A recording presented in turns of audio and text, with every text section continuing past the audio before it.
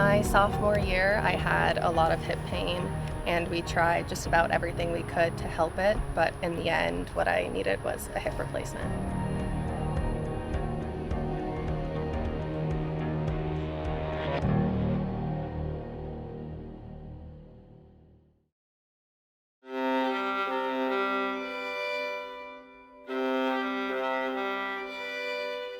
I grew up in a really small town called Charlotte, Vermont. I've always joked there are more cows than people. It's one of those classic everyone knows everyone. I really loved it for that reason. It was very much whole town was kind of like a family environment, which I really enjoyed. And I walked 5 minutes to the little corner store, to my best friend's house, or wherever it was.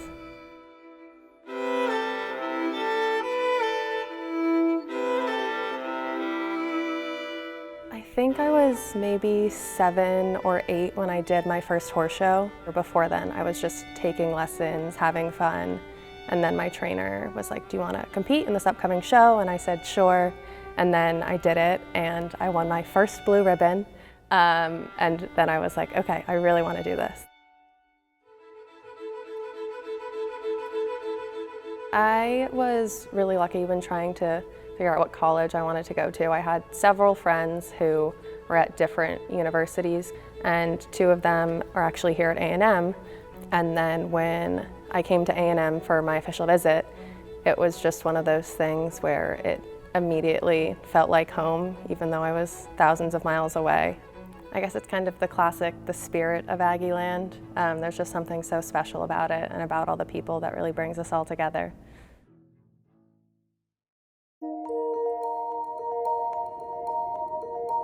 So I was about 13, and I was pretty competitive into riding at this point and doing really well. And I just started to have some slight hip discomfort for about a month.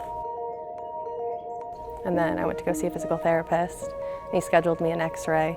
And then the day before the x-ray, I broke my hip.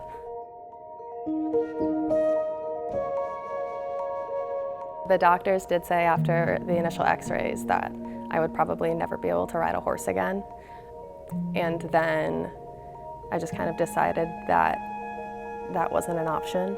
I wasn't going to let my dream get taken away like that, so I simply told them no.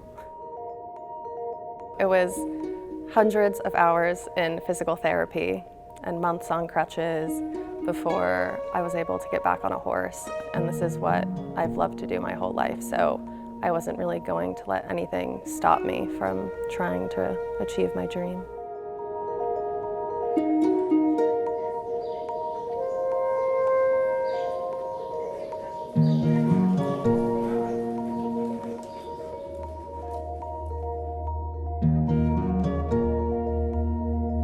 So my first few years here, I absolutely loved it. You know, I stepped foot on campus, first time as a student athlete, and already my whole team felt like family. We just all got along really well and, you know, had a lot of fun just doing what we love.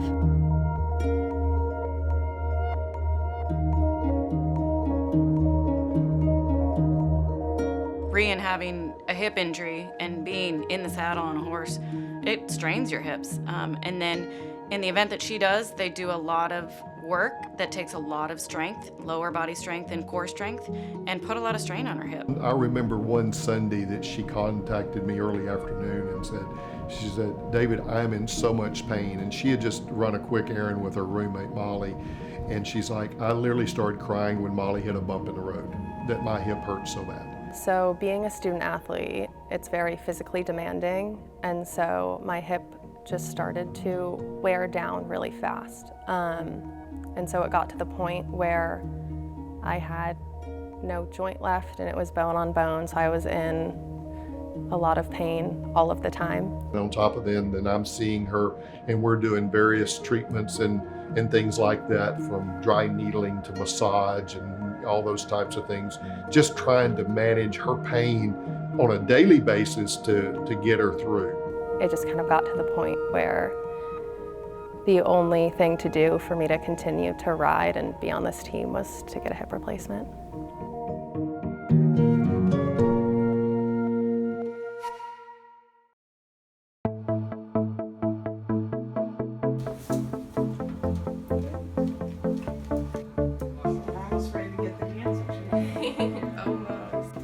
The doctors said that I would probably be out for 6 months, but I just kind of progressed a lot faster than I think anyone expected. And then very quickly, far quicker than I thought, well, all of a sudden we're going over some fences. And I'm like, wow, this is really impressive. And, you know, and I'm sending videos to our doctors here and they're like, wow, this is really impressive.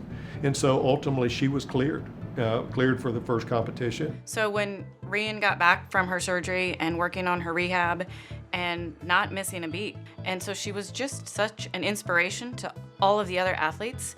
You know, we all struggle on a daily basis for little things here and there.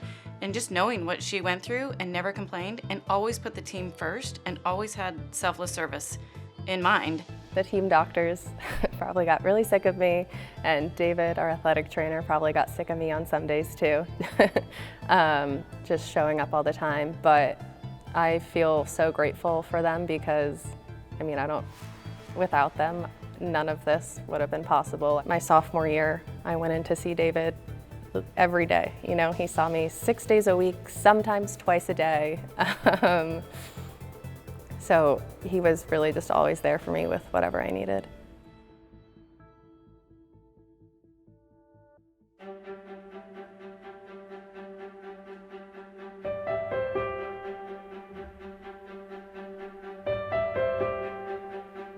Honestly, this room has kind of become like my little second home, second little locker room. Like even now, I don't see David every day, but I still have to come in, pop in, say hi, see what's going on. And then I can go into practice.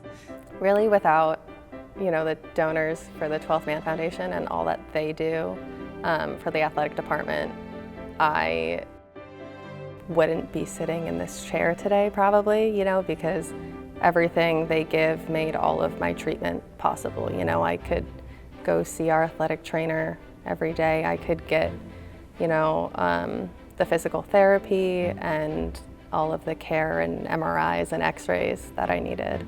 We're blessed to be at Texas A&M and to have the support of the 12th Man Foundation, and knowing that these athletes otherwise wouldn't have the care and the rehab and the doctors and all of the equipment that they need to stay healthy and to help us perform and to help us go out and win championships.